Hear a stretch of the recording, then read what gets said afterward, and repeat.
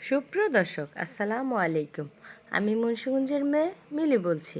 মিলি kitchen থেকে আপনাদের সবাইকে জানাই শুভেচ্ছা ও ভালোবাসা। আশা করি আপনারা সবাই খুব ভালো আছেন।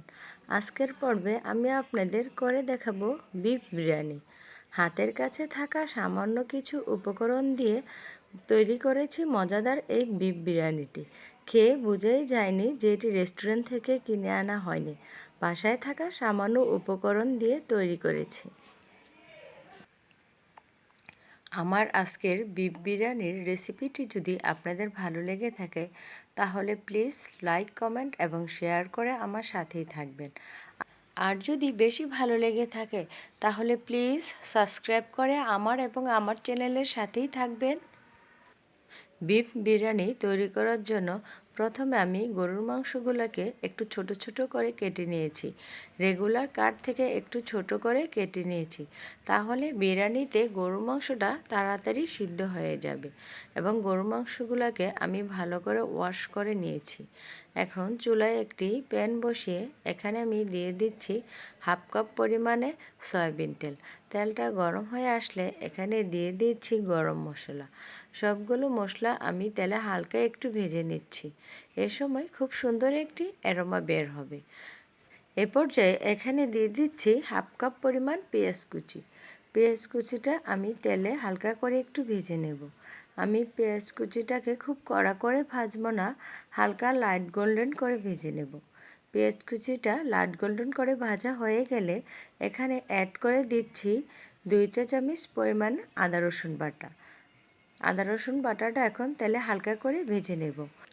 আদা রসুনের পেস্ট তেলে একটু ভালো করে ভেজে নিতে হবে, যেন আদা রসুনের কাঁচা গন্ধটা দূর হয়ে যায়। আদা রসুনের পেস্ট তেলে একটু ভালো করে ভেজে নিলে খুব সুন্দর একটি স্মেল ছড়ায়।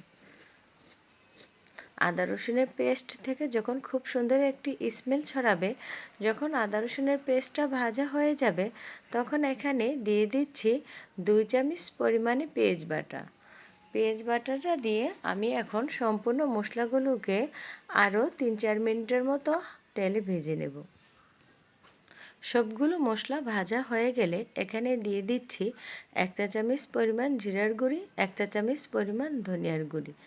এখন আবারও সম্পূর্ণ মশলাটাকে একটু হালকা হাতে ভালো করে নেড়ে চেড়ে নিচ্ছি। মশলা যাতে পুড়ে না যায়, কষানোর জন্য এখানে আমি দিয়ে দিচ্ছি 1/2 কাপ পরিমাণ পানি। পানি দিয়ে আমি সম্পূর্ণ মশলাটাকে একটু ভালো করে নাড়াচাড়া করে নিচ্ছি। তেলটা যখন উপর দিক থেকে উঠে আসবে, এ পর্যায়ে আমি এখানে ঝালের জন্য দিয়ে দিচ্ছি 1 চামচ পরিমাণ মরিচের গুঁড়ি। ঝালটা আপনারা আপনাদের পছন্দ মতো দিতে পারেন। এখন আমি 1/2 কাপ পরিমাণ পানি দিয়ে মশলাটাকে ভালো করে কষিয়ে নেব। মশলা থেকে যখন উপর দিকে তেল ভেসে আসবে, এ পর্যায়ে আমি এখানে অ্যাড করে দিচ্ছি গরুর মাংস। গরুর মাংসটা দিয়ে আমি ভালো করে উল্টিয়ে পাল্টিয়ে নাড়াচাড়া করে নিচ্ছি। সম্পূর্ণ মশলার সাথে আমি গরুর মাংসটা ভালো করে মিশিয়ে নিচ্ছি। মিশানো হয়ে গেলে এখন আমি গরুর মাংসতে ঢাকা দিয়ে দিচ্ছি। ঢাকনাটা খুলে গরুর মাংসটা আমি হালকা হাতে একটু নাড়াচাড়া করে নিচ্ছি। এ পর্যায়ে আমি গরুর মাংসতে দিয়ে দিচ্ছি পরিমাণ মতো লবণ। লবণ দিয়ে আমি আবারও গরুর মাংসটাকে ভালো করে নাড়াচাড়া করে নিচ্ছি। গরুর মাংসটা ভালো করে নাড়াচাড়া করে ঢাকা দিয়ে দিচ্ছি। আর এইদিকে আমি বিফ বিরিয়ানি তৈরি করার জন্য মশলাটা তৈরি করে নেব।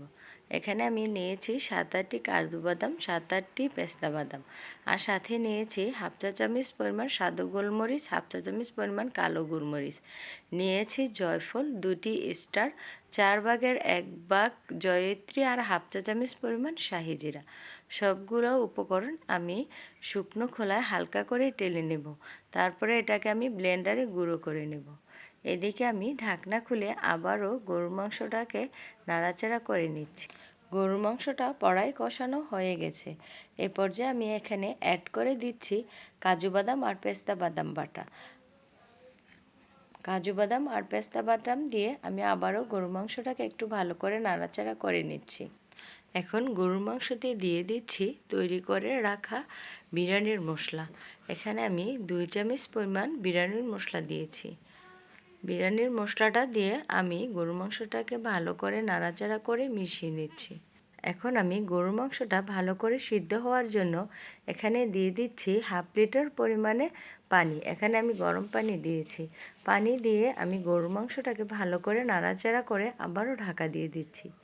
মাঝে মাঝে আমি ঢাকনা খুলে গরুর মাংসটাকে নাড়াচাড়া করে মিশিয়ে নিয়েছি। লক্ষ্য রাখতে হবে গরুর মাংস যেন নিচের দিকে লেগে না যায়। এই পর্যায়ে কিন্তু গরুর মাংসটা তলানিতে লেগে যেতে পারে।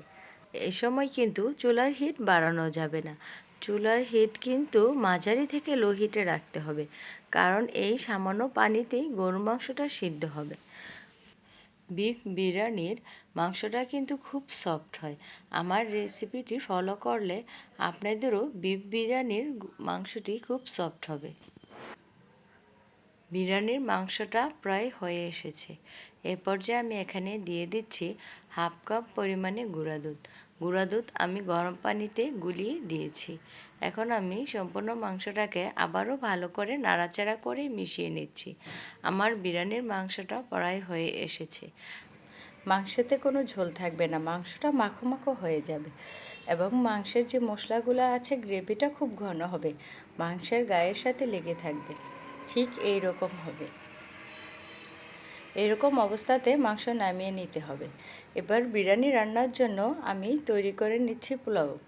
পোলাও তৈরি করার জন্য এখানে আমি হাঁড়িতে দিয়ে দিচ্ছি প্রায় 1/2 কাপের মতো তেল। দিয়ে দিচ্ছি গরমের মশলা, সাথে কিছু তেজপাতা। এখানে দিয়ে দিচ্ছি 1 চা চামচ পরিমাণ আদা রসুন বাটা, 1 চা চামচ পরিমাণ পেঁয়াজ বাটা। এখন আমি সম্পূর্ণ উপকরণগুলো একসাথে ভালো করে তেলে একটু ভেজে নেব। 2 মিনিটের মতো করে ভেজে নেব। ভাজা হয়ে গেলে এখানে আমি দিয়ে দিচ্ছি পোলাও চাল। আমি এখানে 3 কাপ পরিমাণ পোলাও চাল নিয়েছিলাম। পোলাও চালটা ভাজার সময় এখানে আমি দিয়ে দিচ্ছি 2 চামচ পরিমাণ লবণ। লবণটা দিয়ে আমি পোলাও চালটাকে ভালো করে নাড়াচাড়া করে ভেজে নিচ্ছি। পোলাও চালটা কিন্তু ভালো করে ভাজা ভাজা করে নিতে হবে। পোলাও চালটা ভাজা ভাজা হলে বিরিয়ানির পোলাওটা কিন্তু ঝরঝরে এবং সুন্দর হবে। পোলাও চালটা আমার ভাজা ভাজা হয়ে গেছে। এ পর্যায়ে আমি এখানে অ্যাড করে দেব পরিমাণ মতো পানি। আমি যে কাপ দিয়ে 3 কাপ পোলাও চাল নিয়েছিলাম সেই কাপেরই 6 কাপ আমি এখানে পানি দেব। আমি এখানে ফুটন্ত গরম পানি দিয়েছি, অবশ্যই আপনারা ফুটন্ত গরম পানি দিবেন, কিন্তু আমি এখানে পুরো 6 কাপ পানি দেব না, আমি এখানে দেব 5 কাপ পরিমাণে পানি। পোলাও চালটা পানি দিয়ে এখন আমি পোলাও চালটাকে ঢাকা দিয়ে দেব 5 মিনিটের জন্য। এই সময় কিন্তু চুলার হিটটা হাই হিটে থাকবে। ঢাকনা উঠিয়ে আমি এখানে দিয়ে দিচ্ছি 5-6টি কাঁচামরিচ।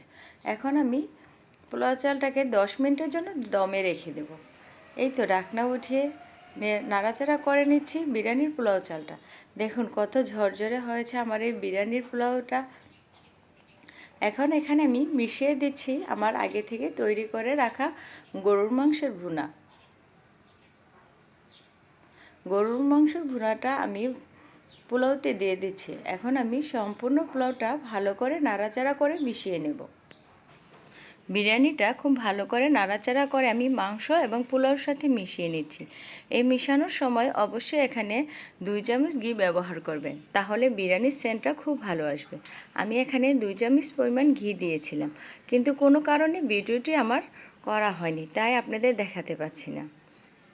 2 চামচ ঘি দিলে বিরিয়ানির স্বাদটা দ্বিগুণ বেড়ে যাবে। এখন আমি সম্পূর্ণ বিরিয়ানিটাকে ভালো করে নাড়াচাড়া করে মিশিয়ে ঢাকা দিয়ে রেখে দিচ্ছি 10 মিনিটের জন্য। এর সময় কিন্তু চুলাটা মাঝারি থেকে লো হিটে রাখতে হবে। আপনারা চাইলে নিচের দিকে তাওয়া ব্যবহার করতে পারেন। 10 মিনিট পরে আমি ঢাকনাটা উঠিয়ে আবারও বিফ বিরিয়ানিটাকে ভালো করে নাড়াচাড়া করে মিশিয়ে নিচ্ছি। আমি এখানে উল্টিয়ে পাল্টিয়ে বিফ বিরিয়ানিটা মিশিয়ে নিচ্ছি।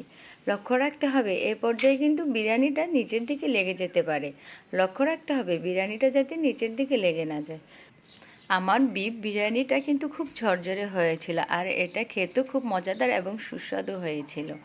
এখন আমি আপনাদের একটি সার্ভিং ডিশে বিরিয়ানিটা পরিবেশন করে আপনাদের দেখাচ্ছি। আপনারা যারা আমার আজকের এই ভিডিওটি দেখছেন তারা অবশ্যই বাসায় এই বিফ বিরিয়ানিটা ট্রাই করবেন, দেখবেন কতটা মজার এবং সুস্বাদু হয়। আমার আজকের ভিডিওটি যদি আপনাদের ভালো লেগে থাকে তাহলে প্লিজ একটি লাইক করে দেবেন, আর যদি বেশি ভালো লেগে থাকে তাহলে প্লিজ সাবস্ক্রাইব করে আমার এবং আমার চ্যানেলের সাথেই থাকবেন। আমার বিরিয়ানির মাংসটা কিন্তু খুব সফট হয়েছিল এবং পোলাও চালটা কিন্তু খুব ঝরঝরে হয়েছিল। বিফ বিরিয়ানির সুঘ্রাণ আমার পুরো বাসায় ছড়িয়ে পড়েছে। এখন আমি আমার বাচ্চাদের বিফ বিরিয়ানিটি সার্ভ করে দিচ্ছি। আমার বাচ্চারা বিফ বিরিয়ানিটা খেয়ে আমার রান্নার খুব প্রশংসা করেছিল, বলেছিল আম্মু খুব মজাদার এবং সুস্বাদু হয়েছিল। খেয়ে বোঝা যাচ্ছে না যে রেস্টুরেন্ট থেকে আনা হয়নি। সবাইকে সালাম জানিয়ে বিদায় নিচ্ছি। আল্লাহ হাফেজ। প্লিজ সাবস্ক্রাইব করবেন।